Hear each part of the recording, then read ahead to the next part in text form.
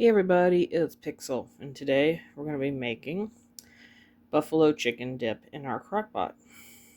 And of course, you're going to need a crock-pot, 2 packages of cream cheese, 8 ounces each, half a cup of ranch, 2 cups of cheese, 3/4 cups of buffalo sauce, and a whole chicken, cooked obviously, and shredded afterwards.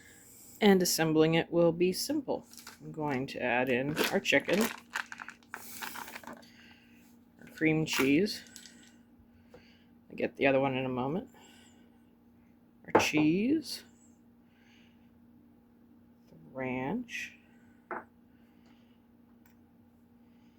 the buffalo sauce.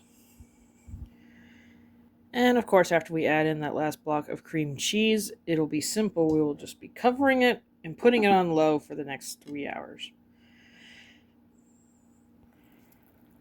And after 3 hours, it should be done, so I'll be shutting off our crock pot.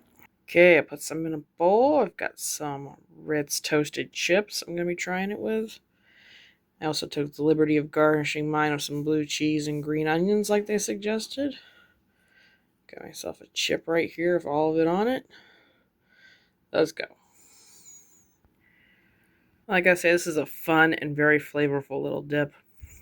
I taste a lot of the buffalo in it.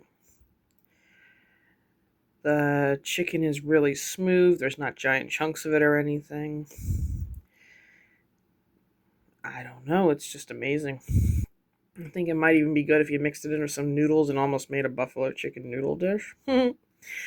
Or even just as it is as a dip. Because those couple crackers I had with it were amazing. Probably be good on toast, maybe on a baguette, maybe bagels, a sandwich.